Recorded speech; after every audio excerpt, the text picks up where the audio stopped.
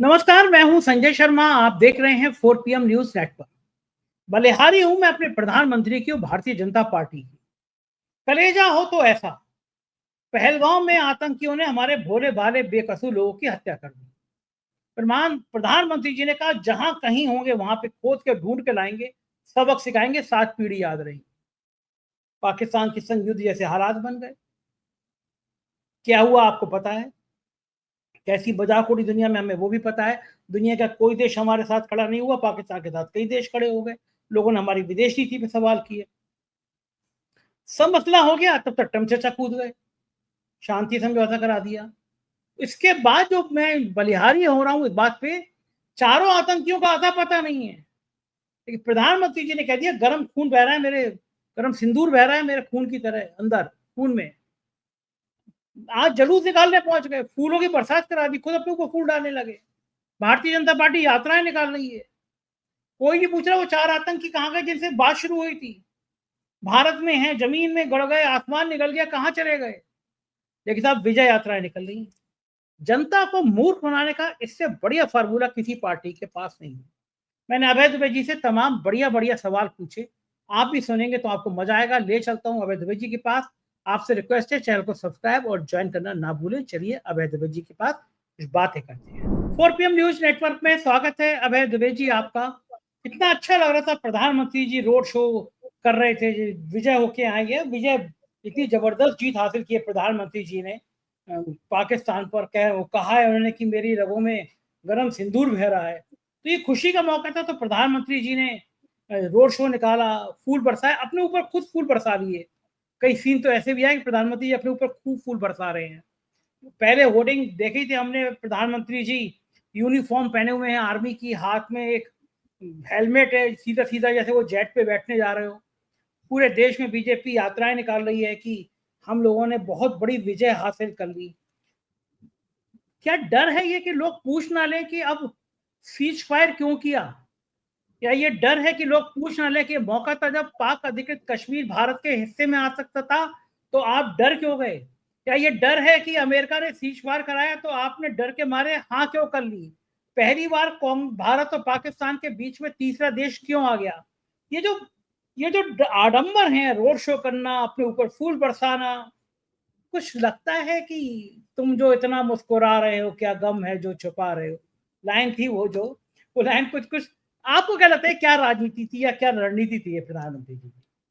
संजय जी, मैं तो पक्के यकीन से कह सकता हूं कि मोदी जी जो नैरेटिव तैयार करके देश की जनता को थमाना चाहते हैं, वो 2019 की तरीके से जनता नहीं थामेगी। क्योंकि उस वक्त में और इस वक्त में बहुत परिस्थिति में फर्क है। जमाना बदल गया है। आजकल दुनिया बहुत तेजी से बदलती है। पिछले 5 साल में, मतलब 6 साल हो गए तब 19 के बाद से, आप समझ लीजिए। क्योंकि अब ये मोदी जी की इस कार्यकाल का भी 1 साल पूरा होने जा रहा है। अगले महीने 1 साल पूरा हो जाएगा। तो पिछले 6 साल के अंदर गंगा जमुना में बहुत पानी बह गया और युद्ध करने के तौर तरीके बदल गए हैं, प्रचार करने के तरीके बदल गए हैं। जनता भी सब समझ गई है। जनता भी अब नेताओं की, जो खासतौर से मोदी जी की जो डींग मारने की शैली है, वो सब जनता देख चुकी है। अब जनता इससे प्रभावित नहीं होने वाली कि आप फाइटर पायलट की तरह की ड्रेस पहने हुए कि पोस्टर आपके लग रहे हैं और आपकी रगों में इतना संदूर उंदूर बहता है। ये सब नहीं होने वाला है। पब्लिक क्या सोच रही है, आप आम लोगों से बातचीत कीजिए और उन लोगों से बातचीत कीजिए जो खुद को मोदी जी का प्रशंसक बताते हैं। उन लोगों से बातचीत कीजिए जो राष्ट्रीय स्वयंसेवक संघ के स्वयंसेवक नहीं है, ना भारतीय जनता पार्टी के कार्यकर्ता हैं, ना ही पीढ़ी दर पीढ़ी से भाजपा के समर्थक रहे हैं। ऐसे बहुत से लोग मिल जाएंगे आपको जो पीढ़ी दर पीढ़ी, जनसंघ के जमाने से इनके परिवार भाजपा के साथ रहे। लेकिन मोदी जी के आने के बाद में वो भाजपा के साथ जुड़े और भाजपा से उम्मीद की वो देश को आगे बढ़ाएगी। ये मोदी जी से भी उम्मीद थी। इस पूरे 11 साल के कार्यकाल में ये एक ऐसा समय था ऑपरेशन सिंदूर वाला, जब मोदी जी चाहते तो इस ऑपरेशन के जरिए भारत के इतिहास में हमेशा हमेशा के लिए अपना नाम लिखवा लेते और इनका नाम इंदिरा गांधी से भी ज्यादा ऊपर लिया जाता। अगर मोदी जी चाहते तो। मतलब स्थिति ये हो सकती थी अगर मोदी जी उस हिम्मत करते, स्थिति ये तक बन सकती थी कि सड़कों पर मोदी जी के नाम को लेकर लोग डांस करते और मोदी जी को फिर अपने आप को नॉन बायोलॉजिकल बताने की जरूरत नहीं पड़ती, लोग उनको मान लेते कि नॉन बायोलॉजिकल है। उनके मंदिर बनने लगते, प्रतिमाएं लगने लगती, पूजा होने लगती, मोदी चालीसा लिख दिया जाता, मोदी के ऊपर आरतियां बनने लगती, लोग घरों में मोदी जी की प्रतिमा रख के आरती करने लगते। ये एक ऐसा मौका था इनके पास में। वो अच्छा होता कि बुरा होता, मैं इसकी चर्चा नहीं कर रहा हूं, लेकिन ऐसा हो सकता था। उसके परिणाम क्या होते ये तो भविष्य बताता, लेकिन ऐसा हो सकता था। मोदी जी ने इस क्षण को गवा दिया, मैं ये कहूंगा। देखिए, एक और व्यक्ति इसने एक क्षण गवाया था, इसका नाम है बाबा रामदेव, मत भूलिए उसको। जब बाबा रामदेव भ्रष्टाचार विरोधी आंदोलन के सबसे बड़े योद्धा थे, जब कोई व्यक्ति भ्रष्टाचार विरोधी आंदोलन की बात नहीं करता था, जब अन्ना हजारे भी नहीं आए थे रालेगांव सिंधी से दिल्ली आंदोलन नेतृत्व करना, उस वक्त एक कोई व्यक्ति अगर भ्रष्टाचार विरोधी आंदोलन की बात करता था, उसका नाम था बाबा रामदेव। और अपने चैनल पे लगातार, अपने धार्मिक चैनल पे लगातार इसी तरह की बातें चलाता था। लेकिन वो व्यक्ति अगर उस दिन रात में रामलीला मैदान में टिका रहता, जो धरना दे रहे थे रामलीला मैदान में बाबा रामदेव, शलवार पहन के भागे थे। हाँ, अगर वो आदमी टिका रहता तो सवेरे तक वो आदमी हीरो बन और गिरफ्तारी दे देता, अपनी पुलिस पकड़ के ले जाती, जेल में बंद कर देती बाबा रामदेव को। तो बाबा रामदेव अन्ना हजारे से भी बड़ा, अरविंद केजरीवाल से भी बड़ा, बहुत बड़ा हीरो बनता और प्रधानमंत्री पद का उम्मीदवार बनता, लेकिन डर गया और वेश बदल के, वहां से स्त्री का वेश बदल के डर गया, कहीं पुलिस वाले पकड़ ना लें, मार ना दें। तो कहीं आती है कि उनको किसी ने समझा दिया कि उनकी हत्या तक की जा सकती है, जबकि इसे बेकार की बात थी। तो वहां से वो भाग गए। वहां से उसके बाद से फिर वो उन्होंने पूंजीपति बनने की कोशिश की, उद्योगपति बनने की कोशिश की, और उसमें अभी लगातार उनका ग्राफ नीचे जा रहा है। बहरहाल, मतलब वो तो जो बनना चाहे बना, लेकिन वो नहीं बन पाए जो उस वक्त बन सकते थे। मेरा मानना है कि मोदी जी, देश में बहुत से प्रधानमंत्री हुए, मोदी जी भी एक प्रधानमंत्री के तौर पे याद किए जाएंगे। तीसरी बार प्रधानमंत्री बने, प्रधानमंत्रियों की लिस्ट में उनका नाम रहेगा ही, लेकिन इतिहास उनको एक ऐसे व्यक्ति के, एक ऐसे प्रधानमंत्री के तौर पे याद रखेगा जिसने इस मौके का लाभ नहीं उठाया और जिसकी राजनीति की वजह से भारत और पाकिस्तान को दुनिया में बराबर बराबर माना जाने लगा। एक हाइफनेटेड हो गया, भारत और पाकिस्तान बराबर बराबर माना जाने लगा। आज मैंने इस देश के सबसे बड़े रक्षा विशेषज्ञ और कॉन्फ्लिक्ट स्टडीज पे महारत रखने वाले डॉक्टर अजय साहनी का इंटरव्यू सुना और उनका लेख में पढ़ चुका था इंडियन एक्सप्रेस में पहले, इसलिए मेरी दिलचस्पी थी इंटरव्यू में क्या कहते हैं।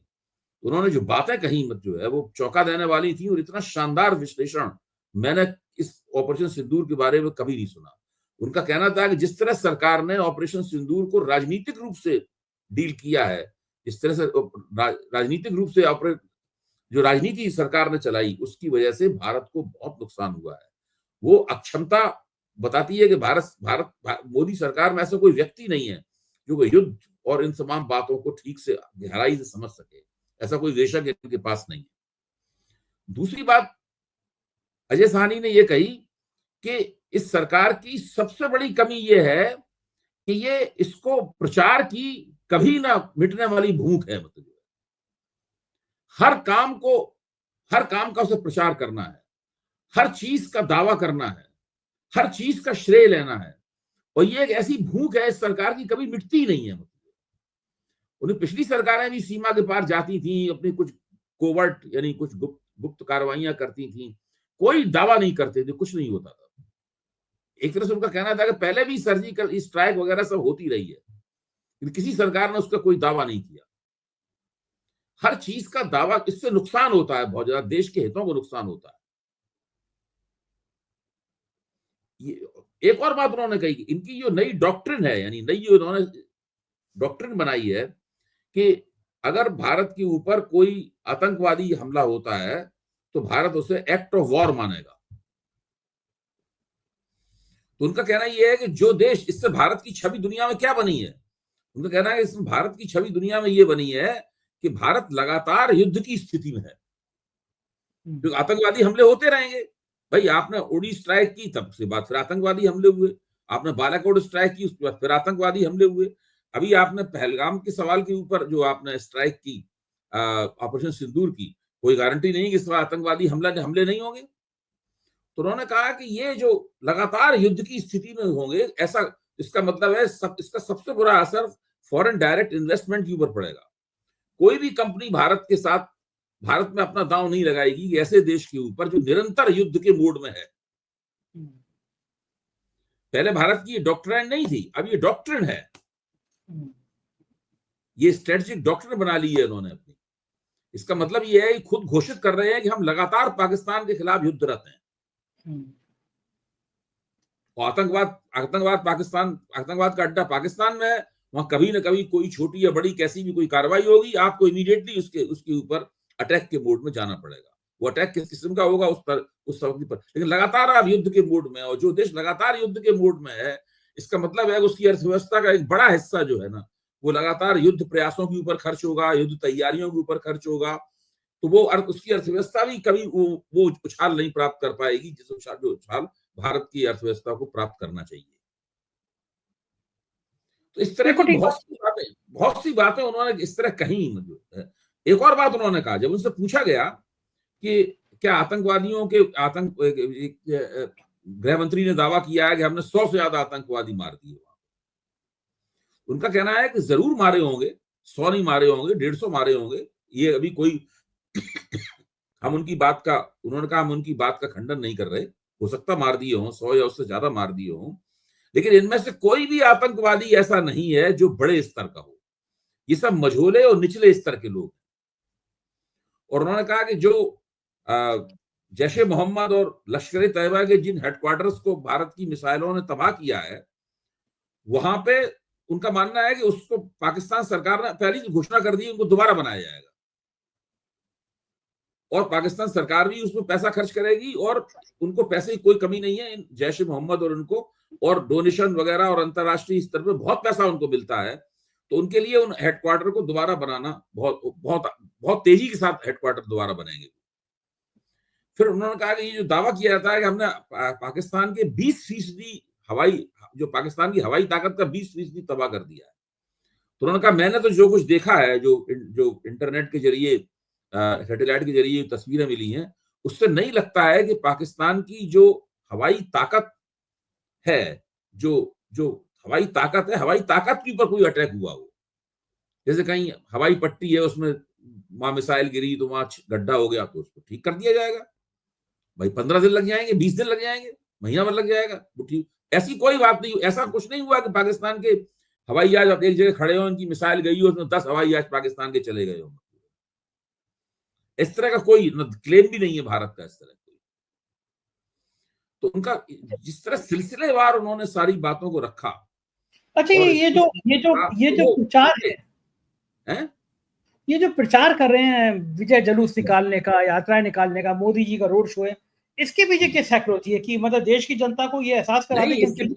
इसके पीछे ये है कि पूरी परिस्थिति को स्पिन देना चाहते हैं, जैसा आपने शुरू में कहा, ये ऐसा माहौल बना देना चाहते हैं जिनसे असली सवाल न पूछे जाए। जैसे अजय साहनी ने एक और बात कही, अजय साहनी ने कहा कि भारत के विदेश मंत्री ने जो वक्तव्य दिया है, वो वक्तव्य अगर और कोई व्यक्ति देता तो उसको देश से गद्दारी के आरोप में बहुत साल तक जेल काटनी पड़ती। अगर वही काम किसी और व्यक्ति ने किया होता कि उसने युद्ध कॉन्फ्लिक्ट शुरू होने से पहले पाकिस्तान को बता दिया होता, तो उसको जेल काटनी पड़ती।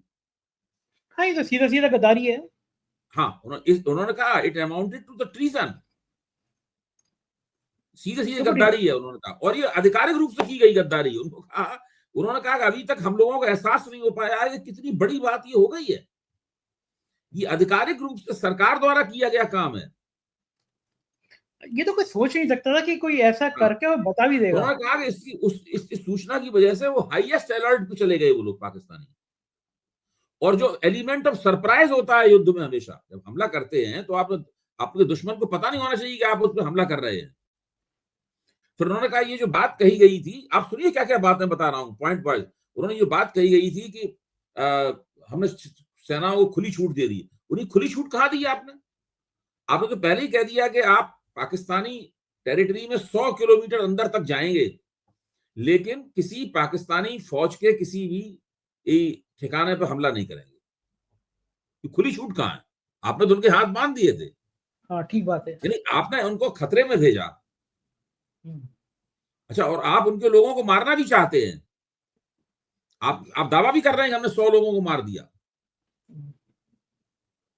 तो उनका कहना यह है कि सारी उसने किसने सोचा, ये पूरी रणनीति किसने बनाई, वो महान आत्मा कौन है? अजय साहनी ये कह रहे हैं कि वो महान आत्मा कौन है जिसने ये रणनीति बनाई थी।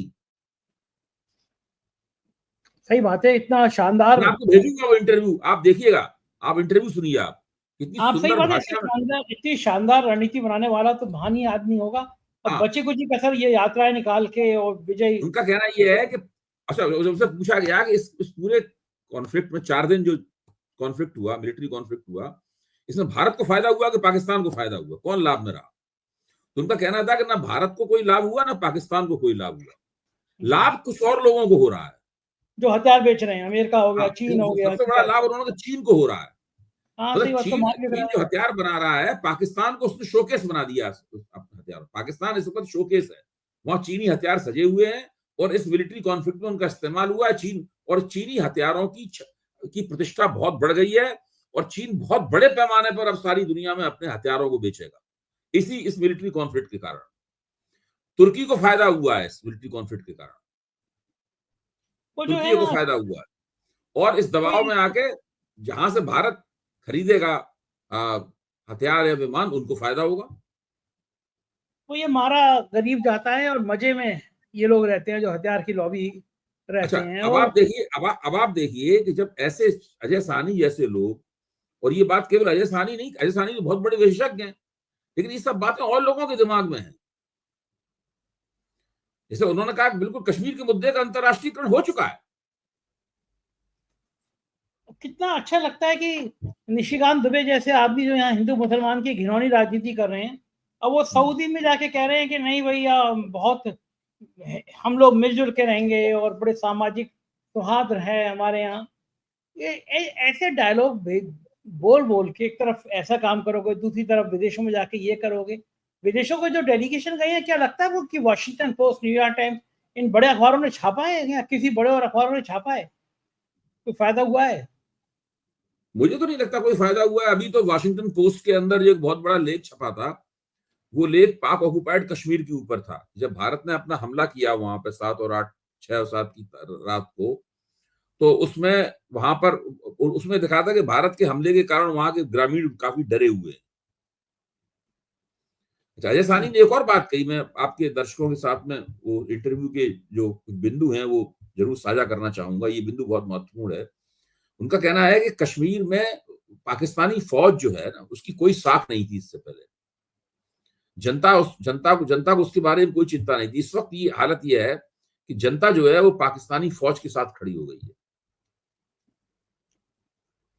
जबकि हम लोगों की कोशिश ये होनी चाहिए थी कि जनता और पाकिस्तान के हुक्मरान उनकी फौज को अलग अलग करते। हम लोग इस प्रकार प्रोपेगेंडा करना चाहिए था, जबकि भारत के न्यूज चैनलों ने ये जिस प्रकार का प्रोपेगेंडा किया है, उससे वहां के लोग जो है, वहां की सरकार और वहां की फौज, उन तीनों के बीच में जबरदस्त एकता स्थापित हो गई। चैनलों ने भी कमाल कर दिया था कि हम लाहौर चले गए और कराची में बम फाड़ दिया हमने, इस्लामाबाद कब्जा कर लिया, कुछ भी नहीं। और दूसरी तरफ राजनीतिक घटनाक्रम में बात करूंगा अभय जी, भारतीय जनता पार्टी के राष्ट्रीय अध्यक्ष का मामला ठंडे बस्ते में चला गया। कहाँ तो उस समय बात हो रही थी कि अब राष्ट्रीय अध्यक्ष तय हो जाएगा, चल जाएगा, लेकिन इसी बीच में लोग ऑपरेशन सिंदूर चला रहे थे। पता चला कि संघ नाराज है, संघ ये कायरतापूर्ण संधि जो हो गई, सीज फायर हो गया, से खुश नहीं है। इसीलिए क्या अमित शाह 2 दिन के लिए नागपुर गए हैं। पहले मोदी गए, अब अमित शाह गए नागपुर। नागपुर संघ का मुख्यालय है। कुछ लगता है बात बन पाएगी या बात अभी अध्यक्ष के पद पर अटकी रहेगी? कितना लंबा समय हो गया। देखिए, भारतीय जनता पार्टी की तो बड़ी अनुशासित पार्टी माना जाता था और राष्ट्रीय स्वयंसेवक संघ भी दावा करता था कि वो अनुशासन का सबसे बड़ा केंद्र और अनुशासन की सबसे बड़ी प्रतिमूर्ति जो है वो राष्ट्रीय स्वयंसेवक संघ है। हर स्वयंसेवक प्रतिबद्ध है विचारधारा के प्रति, और वही स्वयंसेवक प्रचारक बन के भारतीय जनता पार्टी के अंदर आता है और विभिन्न पदों पर आसीन होता है, संगठन का कामकाज संभालता है। और अब खबर ये मिल रही है कि भारतीय जनता पार्टी ने बहुत सारे प्रदेशों में अपना अध्यक्ष नहीं नियुक्त कर पाया है। क्यों नहीं अध्यक्ष नियुक्त कर पाया है? क्योंकि आपसी झगड़े बहुत हैं।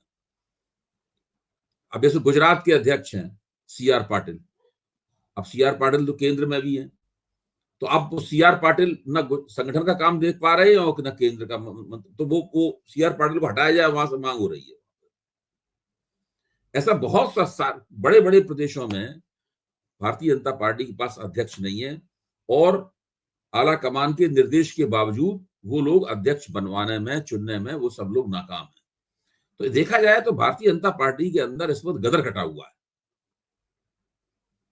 और ना प्रदेशों के पास अध्यक्ष है नए, और न ही राष्ट्रीय अध्यक्ष नया है। जो पुराना माल है वही बार बार चलाया जा रहा है। और वो पुराना माल भी कितना बढ़िया है, कहीं बीच हाईवे पे सड़क पर रोक के एक महिला के साथ सेक्स कर रहा है, कहीं बीजेपी के जिलाध्यक्ष एक महिला को आलिंगन में ले रहे हैं, कहीं बीजेपी के कोई और नेता बलिया में एक महिला के संग अश्लील हरकत कर रहे हैं गोद में बैठा के। ये जो मुझे लग रहा है सीसीटीवी कैमरा का मोड़ जैसे चीन ने हैक करके सब बीजेपी नेताओं के पीछे लगा दिए, एक के बाद एक कारनामे। मतलब वो मतलब चरित्रहीनता के जो बड़े बड़े ढोल नगाड़े निकल रहे हैं वो सब बीजेपी के नेताओं के निकल रहे हैं, और सबके एक से एक बड़े कारनामे। वो हाईवे पर सेक्स करने वाला गिरफ्तार बली हो गया, लेकिन लोग ट्रोल कर रहे हैं कि गडकरी के हाईवे कितने बढ़िया है, देखिए बीजेपी का मॉडल पेश कर दिया गडकरी ने अपने हाईवे पे। तरह तरह के मीम बन रहे हैं, कमेंट कर रहे हैं। बीजेपी का इतना चारित्रिक पतन क्यों हो गया? क्या पूरी सब तरफ के दागी नेताओं को अपने आप भर लेने से, वैचारिक शून्यता पैदा हो जाने से, वैचारिक स्तर पे खोखले हो जाने से बीजेपी का इतना नैतिक बनना? पहले देखिए इसमें क्या है, दोनों तरह के लोग हैं। केवल ये मान लेना कि बाहर से आए हुए संघ की कतारों के बाहर से या भाजपा के पारंपरिक कार्यकर्ता ना होने वाले लोग जो भाजपा में आ गए दूसरे दलों से, वो ये गड़बड़ कर रहे हैं, ऐसी बात नहीं है। अब आप ये देखिए, ये सेक्स करने वाले लोगों, इनको तो हम एक सेकंड अभी जी, मुझे याद आ गया कि संघ की पृष्ठभूमि से राघव जी भी आए थे, अपने नौकर के संग पकड़े गए थे सेक्स करते हुए। राघव जी मंत्री थे वो तो। अच्छा, अब मैं आपसे बिल्कुल ठीक है, अब मैं आपसे एक बात बताता हूँ कि ये जो जिन सज्जन ने ये कहा है कि कर्नल सोफिया कुरैशी आतंकवादियों की बहन है, वो तो 8 बार के विधायक हैं। हाँ, 8 बार का विधायक का मतलब है 40 साल से है विधायक वो आदमी। हाँ। तो वो तो आदमी बाहर से नहीं आया है। अच्छा, वो जांगड़ा नाम का व्यक्ति जो है, जिसने कहा है कि हिमांशी नरवाल में वीरांगना ऐसी कोई बात नहीं थी, तो हाथ जोड़े थी, उन्हें तो वीरांगना का चरित्र दिखाना चाहिए था, मतलब है। अच्छा, वो आदमी लोकदल के जरिए आया बीजेपी में। तो इससे आप अंदाजा लगाइए, दोनों तरह ये सवाल बाहर से आए हुए और अंदर वाले लोगों का नहीं है, ये सत्ता का चरित्र है। 10 साल हुए इनको राष्ट्र सत्ता में। 10 साल में इतनी विकृतियां आ गई हैं कि कोई भी चीज कुछ भी नियंत्रित नहीं हो रहा है। ना जुबान नियंत्रित है और ना ही चरित्र के सवाल पे कोई संयम है। एक से एक लोग जो है वो लगोट के कच्चे साबित हो रहे हैं, ये सब हालत है। तो दिखता नहीं होगा कि मोहन भागवत जी को कि ये कहां से भरपाई हो जा रही है कि बीजेपी के लोग, संघ के लोग सब चारित्रिक रूप से पतन हुए जा रहे हैं? देखिए, मुझे पहले जब मैं वो अपनी किताब लिख रहा था हिंदू एकता बनाम ज्ञान की राजनीति, तो उस वक्त मैंने गुरु गोलवलकर के साहित्य का अध्ययन किया और कई चीजें पढ़ी उसमें। तो मुझे लगा था कि संघ में एक कुछ इस तरह की खूबी है जिससे वो सत्ता का लाभ तो उठाता है, लेकिन सत्ता के प्रभावों से अपने आप को अछूता रखने में सफल होता है। ये ऐसा मुझे लगा था। अब मैं अपने इस राय को बदलने के लिए तैयार हूं, क्योंकि मैंने देखा है कि ये संघ भी सत्ता के जो दुष्प्रभाव हैं उनसे अछूता नहीं रह पा रहा है। बहुत बुरी हालत हो गई है उनके। हाँ, वो सब वो प्रचारक भाई साहबों की चर्चा जिस तरह हो रही है दिल्ली के अंदर, उससे मुझे लग रहा है कि बात वो नहीं है जो मैं समझता हूं। गजब है। हमारे यहाँ के तो एक प्रचारक महोदय संगठन मंत्री थे, वो एक बिल्डर के संग अटक गए। वो तो अगले डीजीपी के नाम भी वही तय करा रहे हैं। साय साहब कई लोगों को असहाय कर चुके हैं, दावा कर रहे हैं कि अगली भी हैरी रोड पे मेरे गेस्ट हाउस में बैठ के तय होगा। उत्तर प्रदेश में वो संगठन मंत्री के एक रहे हैं, संगठन मंत्री के बड़े करीबी हैं। सही बात है भाई साहब, लोगों ने बड़ी भारी भारी क्रांति की है। बहुत बहुत शुक्रिया अभय जी, आपने बातचीत की, समय दिया, थैंक यू। ये थे अभय दुबे जी। कुछ को यकीन है बातचीत पसंद आई होगी। पसंद आई हो तो एक प्यार भरा कमेंट करिए और बताइए कि क्या क्या और सुधार था, होना चाहिए था इसमें। शुक्रिया, थैंक यू।